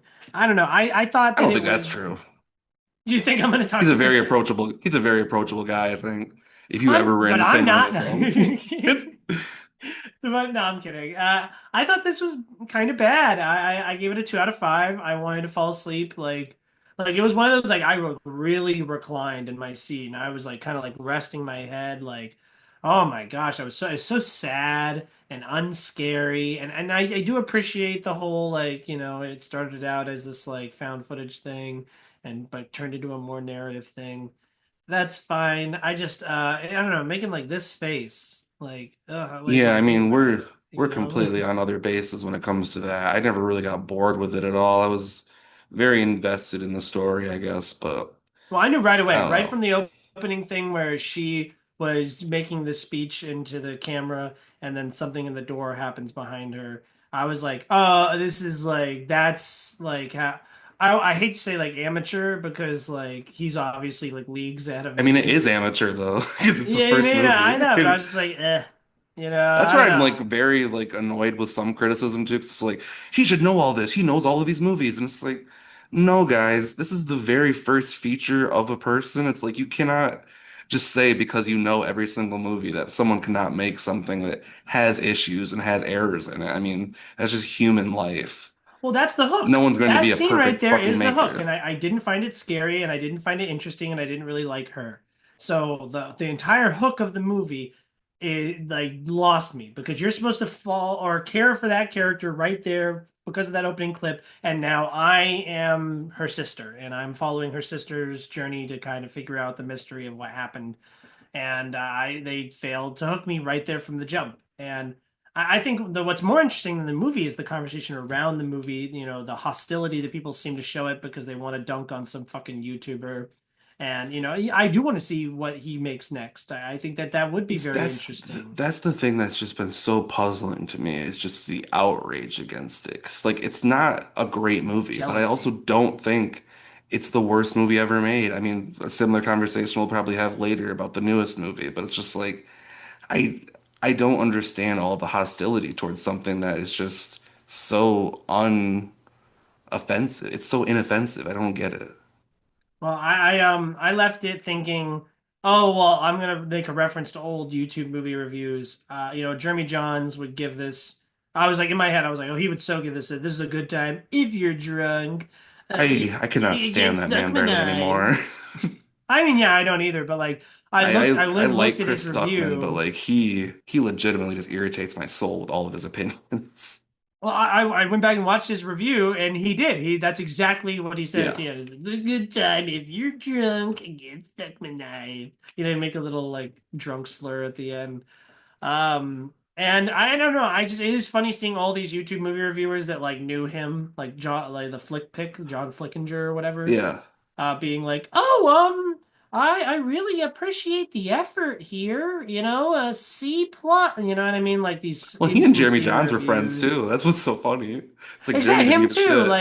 You guys know damn well that if anyone else made this movie, you'd be like, dog shit, or whatever. But he needs I to don't go know. I through just this. didn't You think know what I that. mean? It's kind of like The Rock making the Smashing Machine. Like you need to get through that first wave of shit. And I'm excited to see what you do next. Like, how do you? He got punched in the face. Okay, that's boxing. Now, how do you get up and do you throw another punch? Do you stay down? Like, so that's what I think we should take away from this. You know what I mean? I get it. Yeah. Yeah, I don't think it was as bad as that, but it's definitely not a perfect movie, but it's definitely one that I'm eager to watch again to Well, see oh, not and really even just dissect it. like quality wise. I mean, like success wise. Like it did not, make any Oh yeah, money no. at all. I think it made its money back, but it does not really make profit. Yeah, like you'd think something like this would, and especially with the word of mouth that there was like going into I it. did, but I didn't. Just because he's still, although he is a known person, he's not Tarantino. He's not someone that's literally going to attract people just by his name alone. He hadn't only Hmm. like Keith Oh David yeah, was the but only amongst person of any cinephiles. stature whatsoever. Hmm. But yeah, I'm at a two. I didn't really like it. It's closer to a three than a one, I guess. I'll give you I'm that. at a 3.5. I bumped it down from a 4. I enjoy it quite a bit, but it is not anywhere near the top of the list of this year whatsoever. Hmm. And then Frankenstein going from a small time director to the you can't get bigger than GDT, baby. How'd you feel? Nah, I love a fellow fat man. He's one of the best out there. He's so Hmm. damn jolly, and I love a good Frankenstein movie. I was expecting, I don't even know what I should have been expecting, because this is what the movie I should have been expecting to get, but it is a lovely movie. It is very much Guillermo everywhere from, especially the fucking set designs and everything looks so damn cool. Jacob Elordi, who very much is just like the kissing booth guy to me until watching Frankenstein. I'm like, this motherfucker can do some stuff, and especially just being such a subdued character like Frankenstein's monster, but also delivering such an emotionally complex performance was really cool. And Oscar Isaac as the Doctor was cool. Mia Goth did not expect. I mean, she's just good in everything she's done so far, and this is no different, but. It's a 5 out of 5. I got to see this one in theaters too, which I gave it a 4.5, I guess, but it's a five out of Yeah, five. that's how you said that. I'm like, wait a minute. I looked at it, I just saw it on the corner of my eye too, but I was like, I think the only reason I gave it a little bit shorter is because, I mean, they gave it not a five is because fuck, it's long. But that being said, if the movie theater would have gave me an intermission, probably would have been a 5 out of 5. Oh, so you got to see this in a theater, huh? I did. I literally saw Shelby Oaks the night before, and then as I was there, I was like, they're showing Frankenstein, holy shit. And I went back the next day and watched Frankenstein at the theater. Hmm. I had tried to, but I was just so busy and it was out and I wanted to see it, Yeah. Excuse me. But I thought it was very good, 4 out of 5 with a heart. It's obviously a technical masterpiece. All the performances are really great. You brought up Jacob Elordi as the kissing booth guy. I just went and watched all three Kissing Booth movies, I have not been that and brave yet. they're I for watched the teenage first one. girls. You know what I mean? They're for like I could totally see a teenage girl being like, "Oh, I wish that I had a best friend that we had all these rules together, and then I also wish that like some older senior boy that's hot and hunky would decide that he loves me because of my personality and my strong-heartedness, my good-willed nature."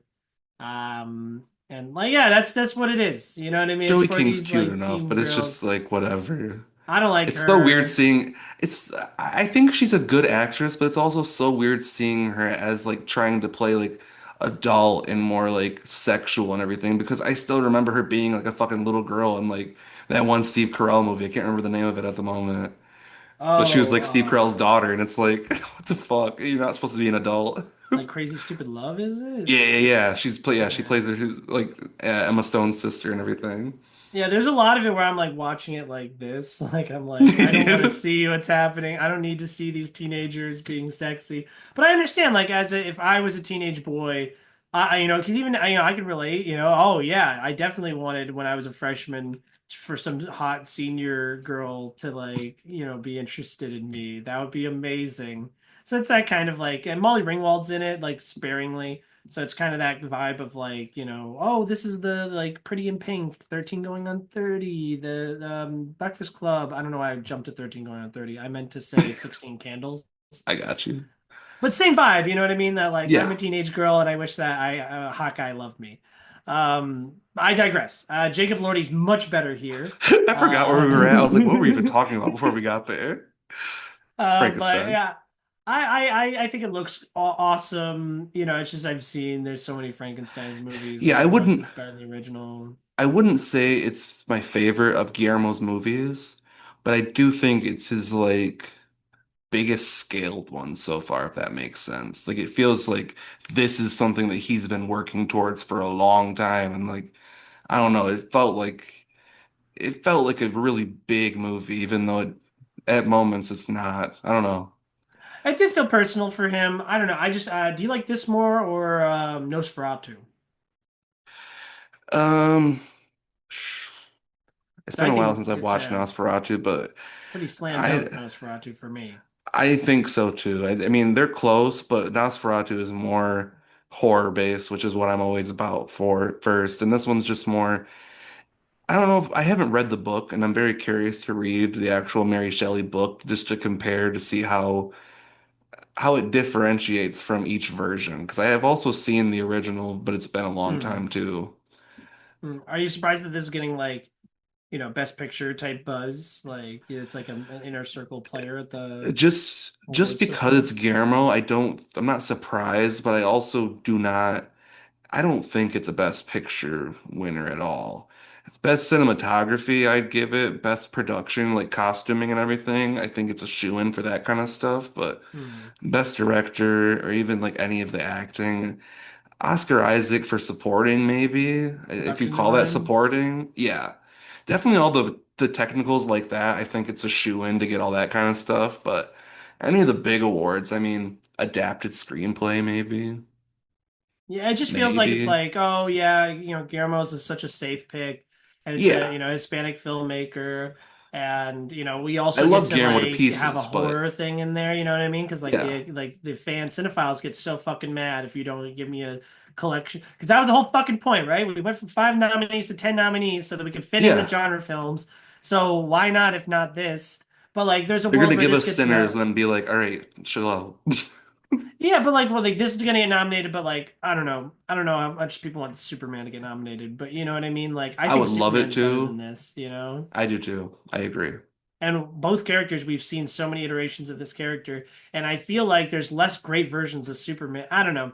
I'm not saying that like Superman. I do like Superman more than I am Hey, saying that Superman should get nominated. if you nominated my boy David, I would be fucking ecstatic. I don't even think this is like the like best horror movie we're going to talk about in this episode. I don't know if I would necessarily Ooh, call it a horror FNAF movie 2, talking about jeez. horror. You really Jesus like that one, Christ. huh? Ah! Orf, All orf, orf, right. orf. But Um, yeah, good movie though, huh? yeah. Begonia is our next one.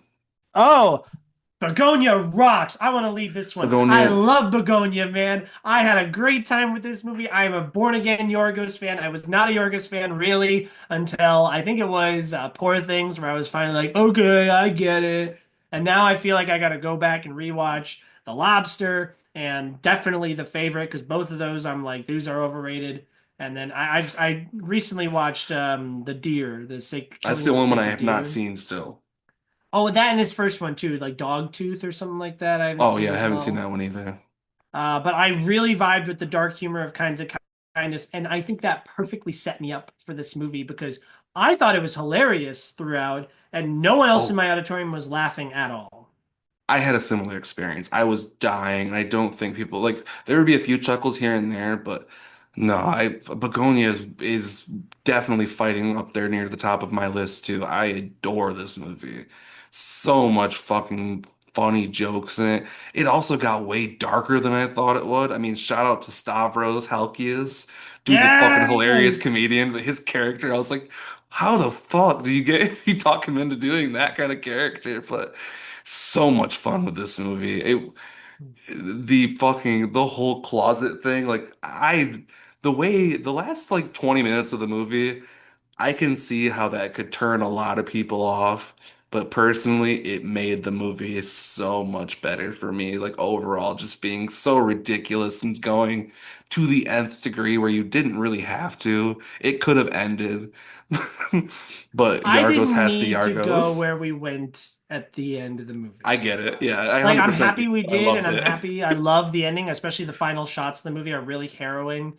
But I would have also been cool if we kept that mystery alive, Yeah. instead of answering it. Now, even though they answered it, we could still interpret whatever we want. Yeah. But I mean, I love what the ending has to say, and excuse me, I just like, I don't know, they kind of like let you know up front how unlikable these characters are. I mean, they're sympathetic in their own kind of ways, but Yeah. they are so unlikable. So when they're both placed in such like awful situations, you're like, good. I'm Yeah. happy this is happening to you because you're an Fuck you. asshole. Yeah.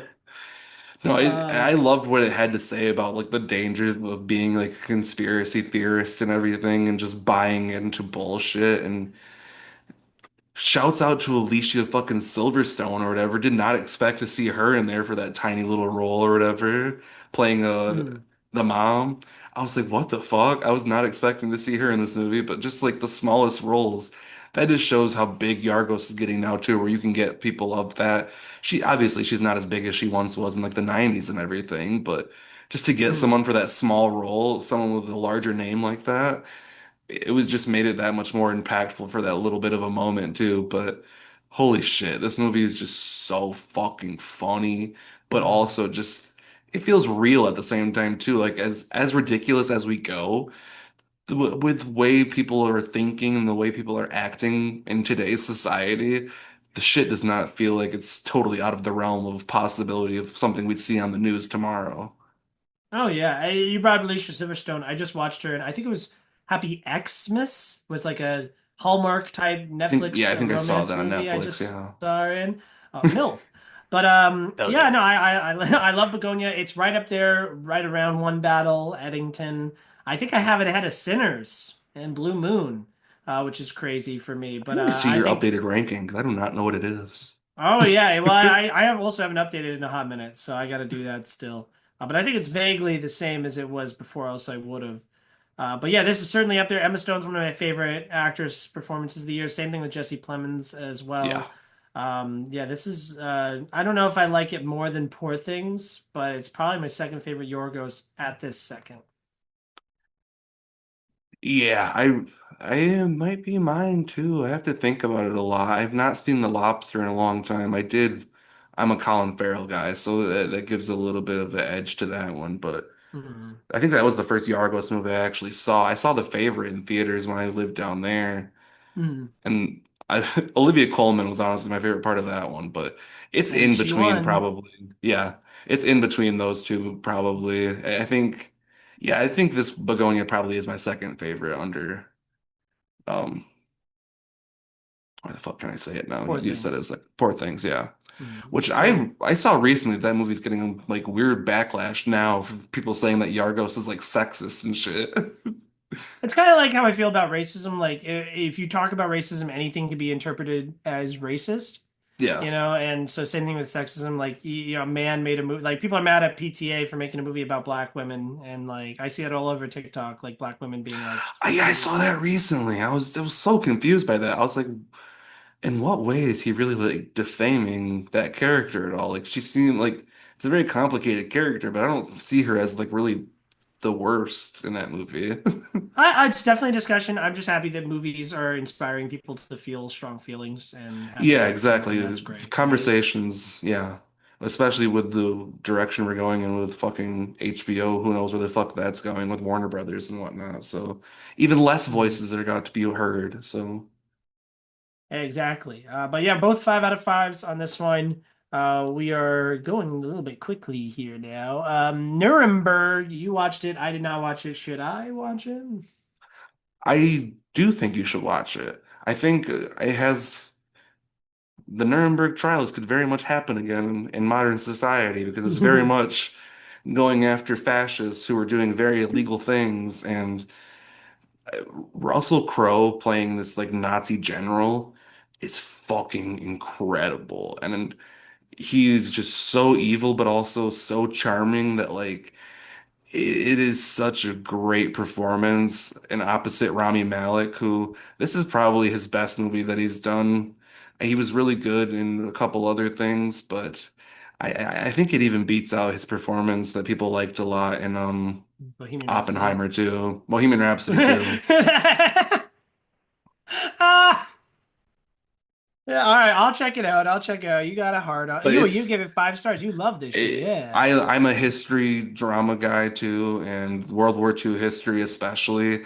And like I said, it's very much like while it is taking place in that time period, it also has some things to say about modern society too, and about the current affairs that are going on in the world. But yeah, 5 out of 5. It's an incredible genre drama, especially if you're a fan of that historical drama type stuff. It's worth Hmm. watching, but especially the cast in here. I can't remember. There's other people in this too, but those are the heavy hitters. Michael Shannon, fantastic in this movie. He's not a He's huge awesome. role, but yeah, yeah, a lot of other people in here too, but definitely recommend it. Eileen, Hmm. Queen of the Serial Killer, by the way, too. It's a documentary on Netflix about Eileen Wuornos, who is like a lady serial killer who was killing people in Florida back in like, I want to say the 90s or something, but I Hmm. think Charlize Theron played her in a movie once called Monster or something like that. But that documentary is super Oh interesting. yeah, dude, Monster's awesome. I've not seen it, She won an but this, Oscar. yeah, this documentary is pretty interesting because it goes over like her actual like interviews with her and stuff and how unfair the justice system was to her, even though she very much was a killer, but there was a lot of stuff that happened to her too that was very much not considered in her case and everything. Like she was very much like sexually assaulted a lot and shit. And it's very dark, but very good. But moving on to that, we're going to talk about one of your favorite movies. Might even be right behind you right now, and that'd be Predator Badlands. And then you can start the conversation with this one. It's funny. Seldom so do I get to be the guy who liked the movie more, especially when it's a positively reviewed movie. Usually it's some dog shit that I attach myself to that I try to defend. But Apparently that's no, me this time. Predator Badlands. That yes, with Tron, yes. But Well, we have another one coming up too. With Predator Badlands, I was like excited because I like the Predator movies, but I Me thought too. this was like fucking awesome. And it's like crazy that it is this awesome because this is everything that everyone was worried about. Oh no, Disney's going to acquire my rated R action horror franchise and they're going to make it PG-13 and they're going to make it all cutesy and family and funny and it's not going to be as like hard anymore. And that's exactly what this movie is. And it's arguably the best Predator movie What ever, to say? It's better for it though. Like the story right? in here is, I cannot tell you the story of the first Predator movie other than guy in woods is hunting something. The first Predator movie is Second awesome. movie, I honestly don't love it that much. I'm not the biggest Schwarzenegger guy either though, so I Oh, prefer. I think Predator 2 is honestly a little bit better just because we have Danny Glover in it, and I like Danny Glover. hmm. But the Prey is still my favorite of all of these movies, but the man behind Prey is also behind this, Dan Trachtenberg, and he just gets the character.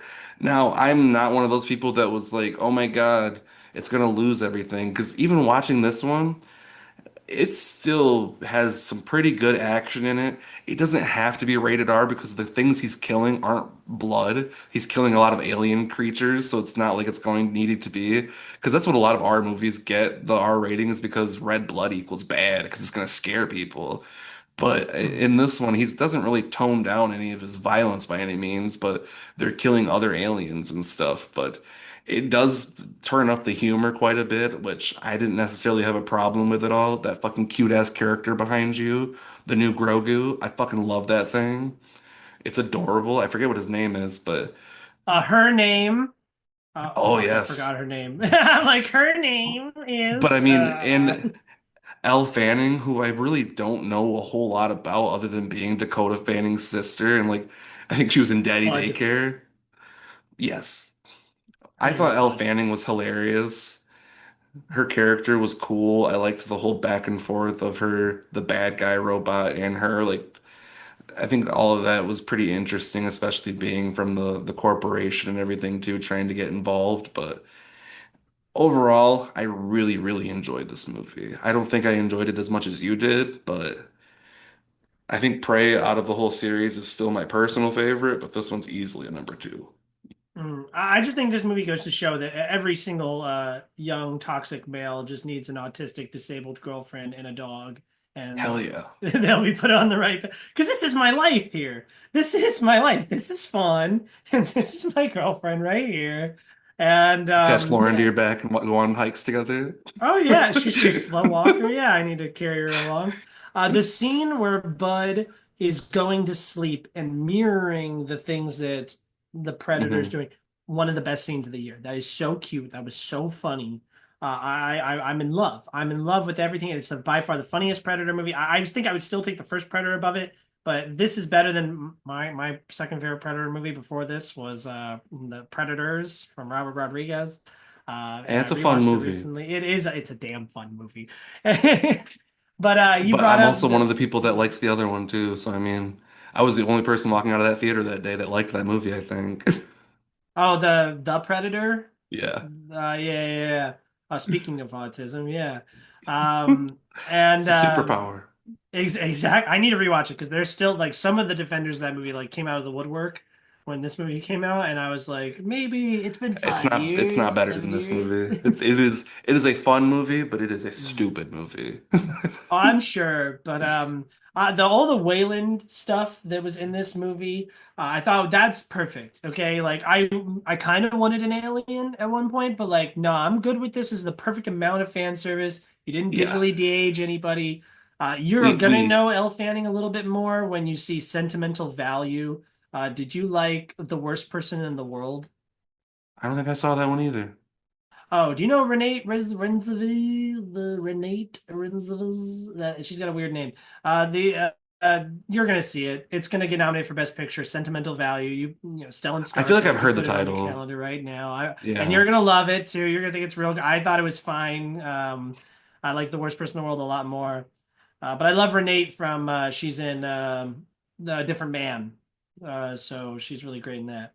But I digress. Yeah, she's kind of like Elle Fanning's a little awkward and annoying sometimes, but I purposefully. Yeah, she was cute. Um, the special effects are great. All the action's really cool. I one of my favorite cut to credits of the entire year. Do you remember the last moment of the film? He goes back, doesn't he? Yeah, with the dad, and then like someone Yeah, and he showing up, and they're like, "Who's that?" And he's like, "It's my mom." Oh yeah, yeah, yeah. That's Yeah, so I need to funny. rewatch that. It's crazy how like Disney-fied this is, and it's still succeeding. Now, it didn't make $100 million domestically yet. I think it's like 12 million away, but I'm hoping it gets there. Yeah, but it is like huge critical success. Like people love this movie, and I couldn't be more here for it. Like I've been begging Lauren to go. I'll be buying it on Blu-ray and Yeah. watching it again when it It's comes on streaming. I'm a part of like a nerd group on Facebook, and the only time I ever see anyone talk about it, it would be like little incel shit, be like, it's the worst Predator movie. And the comments tear them apart every time. It's like, you're a fucking idiot. This movie is awesome. Fuck you. And I'm just like, that's the kind of shit I'm here for. It's like when you're defending a movie, hell yeah. I'm all for it. I think it's great. I think it was funny because I gave it a 5 out of 5, but it immediately wasn't in my top 10 list on the year, and I don't think it will be because it is kind of like someone mentioned it, like the Force Awakens. Like this is kind Oh of like yeah. stock, like how you should do like not a requel, but like a reboot, I guess. It is the embodiment of what I would consider a popcorn movie. It's inoffensive. People are going to have a good time, even if you're not a huge fan of the Predator movie. If you're just a fan of like adventure sci-fi, you're gonna enjoy this movie, I think. And it's themes about like toxic masculinity and like, oh, it's probably better to have a team and other people and Yeah, compassion as there's value in compassion and empathy and so I thought that that was really great. I'm all about this movie. Great. 5 out of 5 for me. I loved it.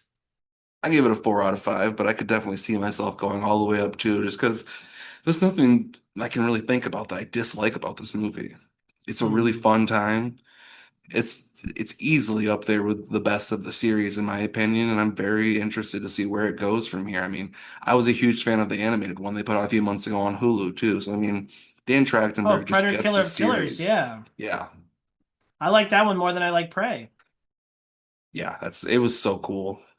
But Yeah, yeah, that's what four we out of want. five We've for been me. we've been asking for so long. We want to see the Predator fight a ninja and a Viking and a knight. And then this movie's super impressive because this is the first time where we've had a Predator be the main character. And we care about him. I give a shit about this guy. He's my friend. Yeah. And for a species that's usually the like, disgusting villain of the franchise to now turn it into the hero is just massively impressive. Dan Trachtenberg couldn't give him more flowers. He can have the keys to everything for Predator. Hell yeah. Couple But documentaries I've watched recently. Perfect Neighbor, super fucking good. It'll tear your heart out, but it is all made unlike any documentaries I've ever seen professionally. It's on Netflix and it's all from body cam footage from the police hmm, officers who kept having to show up to this lady's house all the time. Because basically it was like neighborhood kids playing out in this fucking yard that the man who owned the yard let them play out in, but there was a fucking, for lack of a better term, Karen, who just fucking hated them because they were also African American kids. And the whole scene ends in tragedy with the mom coming to, she takes one of the kids' iPad and goes into her house with it. So the mom comes to get it, and the lady says she was scared for her life and ends up killing this woman. And it's a very intense, but also very well made. And the whole situation is very sad, but 5 out of 5, it's a very interesting and well made and need to be seen documentary. But John Candy, I Like Me, also very good documentary. I gave that one a 4 out of 5. Probably might even be a little less than that, but love John Candy. It was made by his son, and I think Colin Hanks actually directed it. And it's just basically a love letter to John Candy and like talking about his early career and his family life and his struggles and different things like that. And very good, heartfelt documentary. hmm. I will say I do have about 10 here. So I Okay, yeah, propose that we can burn we through. Well, Car because I think we could have a bigger discussion about things like Wicked for Good and Five yeah. Nights at Freddy's. So I'd like to Car save that because we want to record again at the end of this month, right? yeah. Because we So want on to do the the draft at that point as well, and then finish up the points for the game and whatnot. So is it cool if we hit Running Man, if close out on Running Man, and then yeah. we start next time on stuff like House of Dynamite, Wicked, Rental Family, Five Nights, and then like I've seen a million fucking things. I've seen so Yeah, many no. movies. I'm gonna try to see more too. And then Carpenter's yeah, that'll give Son, you don't time to waste your catch time. up on like Zootopia and because that's Yeah. a big one we should talk about. And then also by the end of the month you'll have seen Avatar and Yep. so we'll catch up with that. And also we need plenty of time because to do the draft and to finish up the game and everything. But yeah, Running Man though, if we're closing out on that, how did you Yeah. feel about it? I see you went back and watched the original as well. I've never seen the original actually. Me So that was either. the first time watch. Same. And I watched it the morning of. The original is good. It's an idea that was far too ahead of where technology was, but for what they were able to do at the time, pretty cool movie. But this Hmm. new one, I really liked it. I wouldn't necessarily say I loved it.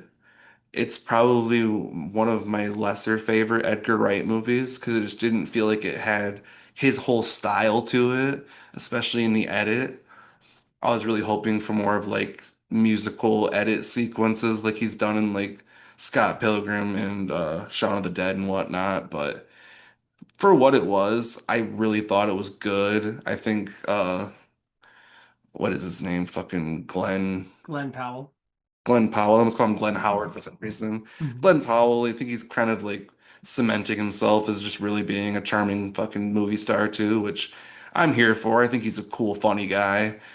And this whole story, I think, was a very relatable story, especially like we keep talking about themes of today, but with people, especially a recession going on and whatnot, people definitely see going to any length they can to try to make money and try to make a living for their family, especially in a Mhm. dystopian society like that. And just seeing that those extremes were super interesting and fun, but also the host, what the fuck is his name? I can see his Coleman Domingo is my favorite part of Coleman the movie. Domingo, he was fantastic as the host. I mean, the original guy that played the host was good too. It was actually the original host of Family Feud, Richard Dawson or whatever, which that Mhm. was funny just to see an actual game show host the fake game show. But Coleman Domingo knocked it out of the park with this movie, just also further cementing himself as a guy that if you can get on your fucking cast, you gotta try to do it because he's just knocking it out of the park every chance he gets. But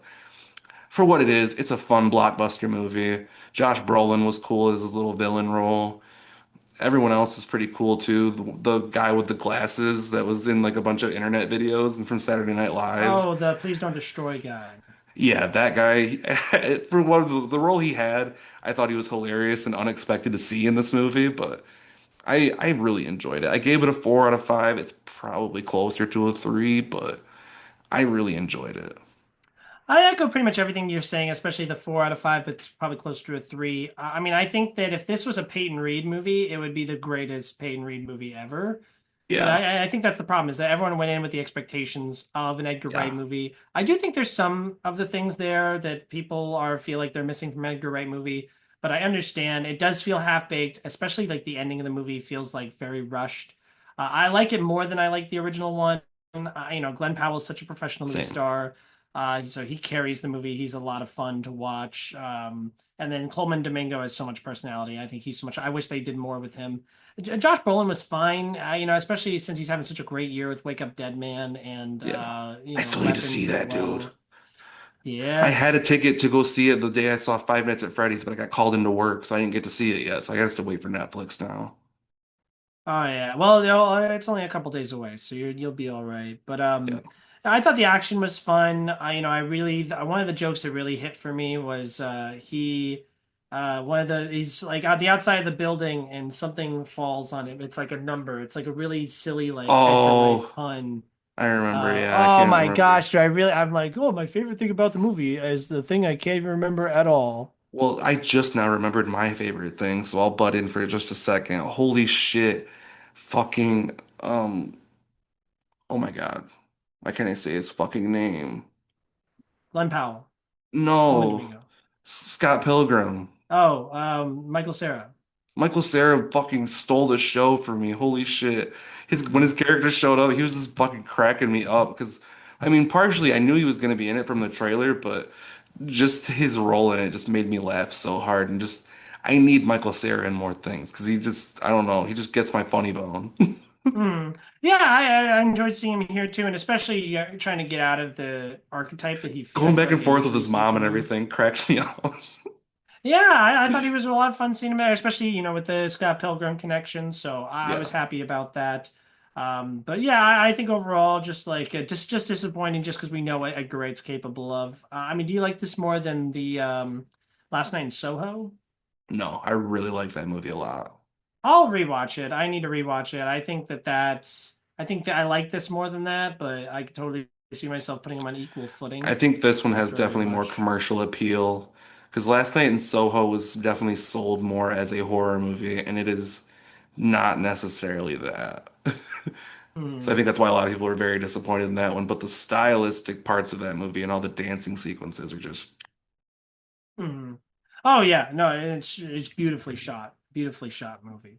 But it sounds like we're in a similar boat with the Running Man. But I do apologize for cutting ourselves short here. But I don't want to like just breeze through Wicked for no, you. yeah, You I know have a what I mean? lot to say about those other movies too. So like, I think it's good. I think we've talked enough for today. I don't think anyone wants to Yeah. listen to us babble that long. Just about 2 hours. So we'll start on House of Dynamite next time. I do want to run through some things that I've seen that you haven't seen that I don't want to like. I don't want to go into them, but I do want to just be Yeah. like, pin this one, kind of a thing. You'll see Hamnet. That's going to be a Best Picture nominee. Yeah, my You Chad was actually telling me that that's like his favorite movie of the year right now, so I'm very interested. that low key tracks. Wake Up Dead Man, a huge priority. Nouvelle Yes. Vague. That's the other Linklater movie that he did this year. Because I don't think you've Okay. seen Blue Moon either, right? I'm behind on a lot of, especially Richard Linklater. I've only seen a few things from him truly. Have you seen the Before trilogy? No. I I've still like seen it so many times. School of Rock and Days to Confused might be the beginning and end for me with him. I'm not really sure if I've seen other ones right off the top of I've my come head. to the decision in the past like few months that the Before trilogy is my favorite trilogy of all time. I need to check it out. I've Um, not seen any of them yet. but Nouvelle Vague, that's the one that's about the making of Breathless. So, as someone who likes Oh, filmmaking, you'll okay, have a good no, time with I it. that is on my radar. Yes, as much as I did not really enjoy Breathless seeing it in school, I'm very interested in that movie. Oh Hi, it came on Netflix. I had a wonderful time with Oh Hi. That's Logan Lerman and Molly Gordon, this little romantic, Oh, I like both of them. comedy that they're doing. Sentiment of Value, you'll like it way more than me. You'll come on your radar very soon.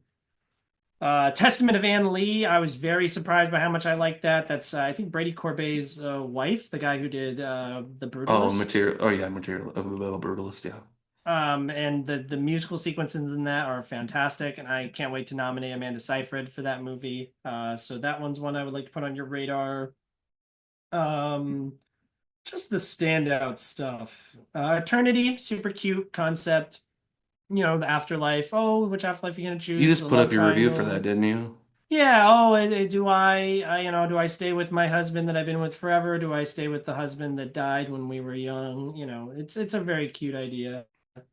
Jay Kelly's on Netflix. George Clooney is like just such a charismatic movie star. Very fun. You love Adam Sandler too, so you'll like him more than I did. Adam Sandler actually tries. He acts and like Hell an yeah. actor would, and it's amazing. He should do it more often. And then I'm seeing. Oh, did you see the Ballad of Wallace Island? Yeah, I love that movie. It was so cute. Yeah, super cute, really warm, like the music, like the main Yeah. guy. I've never seen him in anything, I don't think, and I can't wait to see him in No, more. I think he's in the reboot of The Office, that show or whatever. I forget what it's called, The Paper or paper. whatever. Yeah, I'd I rather think he's the die. I star of can't do that. that. Yeah, no, I'm not continuing with the And he's in that Office. that movie actually that We talked about right before we started recording, Beckham Hall. He's in that movie. Okay, yeah, now that you already convinced me, and you're just even further solidifying I'm going to see that one. Bradley Cooper's new movie is This Thing On with Will Arnett and Laura Dern. Very Very good. much excited for that one. That's on my radar heavily. Not as good as the other two Bradley Cooper movies, if you ask me, but still something that like I had a good time with. You'll probably see it was just an accident. You'll like it more than I did. It's an Iranian film by an Iranian director who almost died directing movies because Iran, it's not really easy to live there. I don't know if you know that. Yeah. Um, but yeah, that one. Steve. You should watch Steve. I have heard of this film.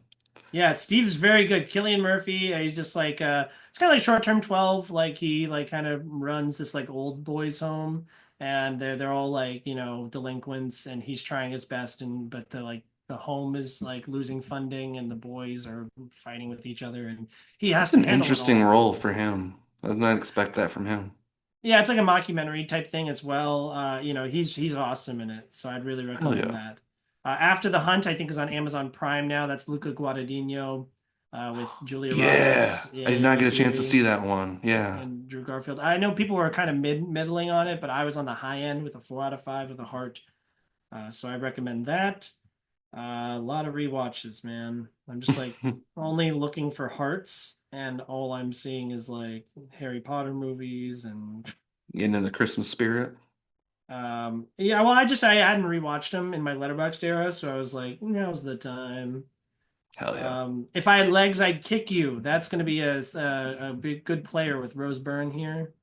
I've heard of that. I've didn't get to catch that one either. I think it was playing in my theater, but I don't know if it still is. Oh, it's Uncut Gems, but for like moms, like struggling moms. And Mary Bronstein, the she works with the Safdie brothers often, Hmm. but she's the director of this, and a really, really awesome movie. I recommend it heavily. Hell yeah. Um, I think that's all I'm gonna put on your plate. Because I All right. think, but yeah, it's a wonderful year for movies. Lurker. If you ever get a chance to see Lurker, it's got that guy from, oh boy, Archie Madekwe. He's in Saltburn and Midsommar. He's the guy from Gran Okay. Turismo, the I main Gran got Turismo you. guy. But Yeah. that's a really nice little thriller that I got to actually catch in theaters not too long ago. Oh my goodness, stop it. Okay, of everything you just gave me, if I were to turn on a movie after we get done recording here, what do you recommend the Oh most? boy, that like you could throw on right now. Hmm. Okay, let's think. Let's think. Let's do some thinking. Sorry, I was like continuing to go back to be like, well, what No, you're else good. has he not seen that I would like to maybe prioritize above these? I would have to say out of this group that you could feasibly watch like right away would probably be I gotta stop with Harry Potter. It's just all Harry Potter. You can't see Blue Moon, so honestly, either Steve or After the Hunt sounds like an easy one because those are both out. But Yeah. Steve After the Hunt or Jake Kelly. Jake Kelly's got a lot of nominations, so that might be a little bit more important for you to watch Okay. that one. Oh, hi, you can. Yeah, because you don't really need to watch Steve. You just need to because it's your name. Yeah. I'm Yeah. gonna watch it just because of that more than anything. Honestly, Jake Kelly, if I'm thinking about you, you're gonna want to be up to date with the award season, and you like Adam Sandler, and Yeah. it's a really sweet movie, and it's arguably the best of the three that I just mentioned. So that's my All right. recommendation. I will probably do that then. All right, so next episode we are going to start with Wicked. By then we'll have, Zootopia 2. You'll probably take your niece to see that one. I'm Five Nights at hoping Freddy's. I get a chance this weekend maybe. Avatar will be out by then. We'll be caught up on a lot more awards season type stuff. We're trying our best. We also have lives that we Yeah. live, so we're doing Fucking our best. But yeah, any other send-offs before you? Actually, someone's been active in the film criticism world. finally got a video back out there, fellas. Film fan reviews, Five Nights at Freddy's 2 videos out there. I might make one for Fackham Hall. I haven't decided yet. But filmmaking, I need to start doing stuff again. I waited way too long, but just putting up that camera again felt good and getting an edit out there. So definitely watch that channel for more.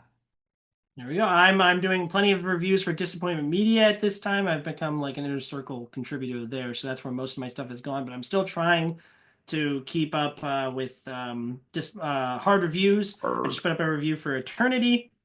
I should have reviews up for like Wicked and Zootopia and Avatar. Soon I'm in the process of moving, and my job is super busy around this time of year. So it's been rough, but next time we'll be talking about all the rest of the big movies of the year. We'll also be touching on a lot of awards season stuff.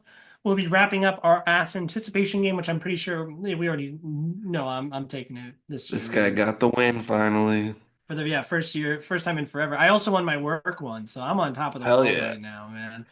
But and then we'll also draft for next year, which I'm very, very excited for. I very much need Uh, to look into movies now. I don't even know what's coming out next year. oh yeah, well you got a little under a month. You got a little under a Bet. month, but thank you guys so much for going through the Badlands of movies with us here. I have been Adam, And I've been Steve. and this has been Show. Thank you guys so much. Bye.